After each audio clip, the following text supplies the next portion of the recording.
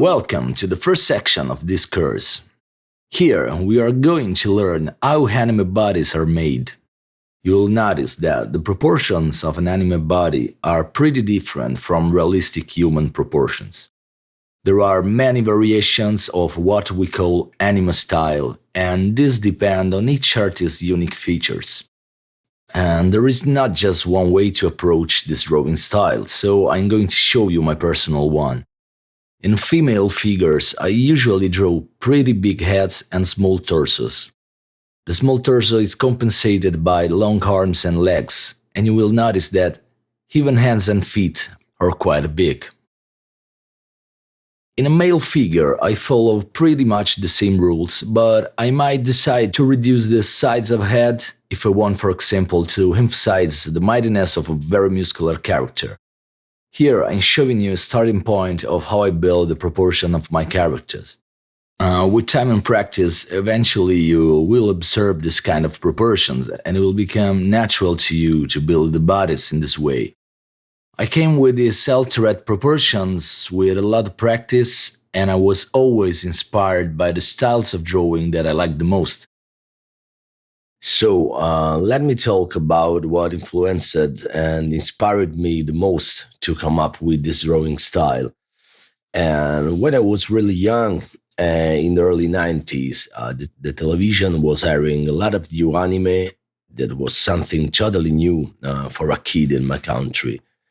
And also, it was common to have gaming systems at home, like the Super Nintendo or the Game Boy.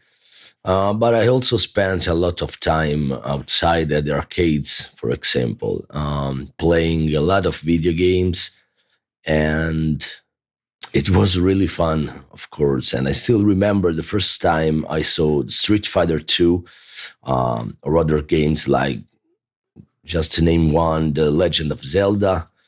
And all I wanted to do was to recreate those characters in my drawings, even if I was really, really young. And I can easily say that a good 90% of my entertainment and the time was coming from Japan. But I also enjoyed a lot reading the Mickey Mouse Weekly magazine, for example. And that was all made by Italian artists.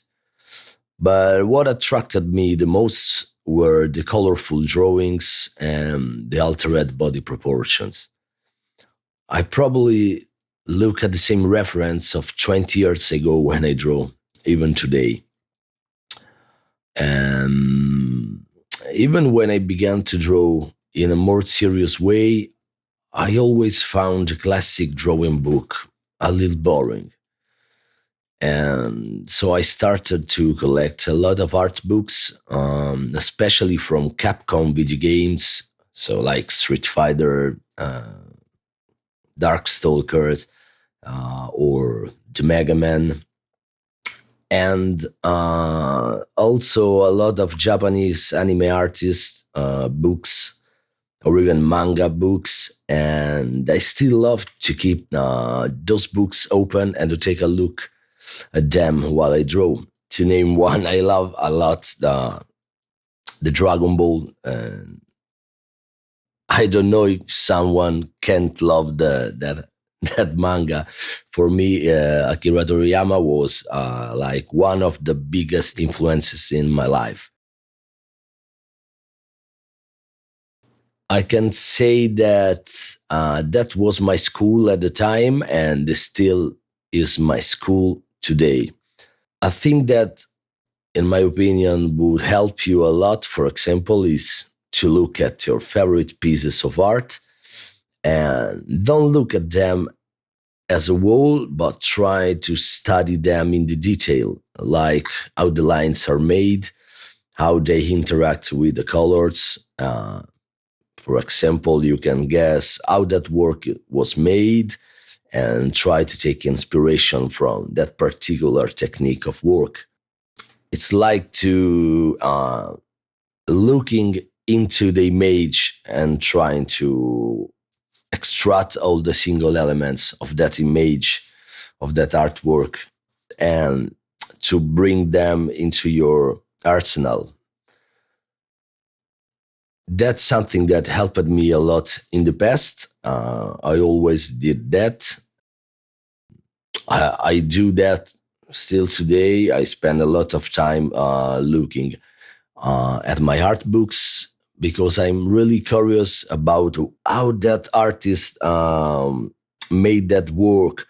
Um, how that artist, for example, used to work on his line art, or what kind of colors techniques he used to create his works. And that's something that can really help you, in my opinion.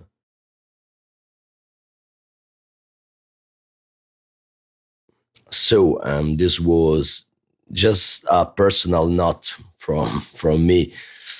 I think that the drawing and the art in general, it has to be a funny thing. So even when you study, try to make your studies something funny, something interesting, or something entertaining.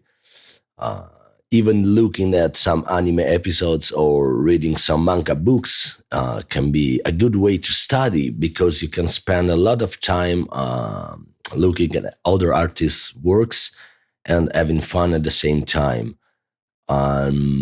Building your own style can take some years, can take a long time. It's something that is always evolving, and you will probably never stop to make your own studies.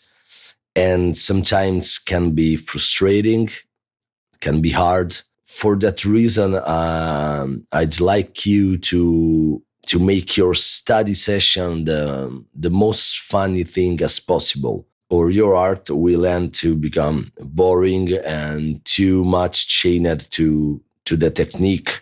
The artist training, in my opinion, is to unleash the creativity, to create something unique. I was really always more focused on that more than the technique itself. So remember this: uh, while you draw or while you study, always try to make the things the most fun as possible.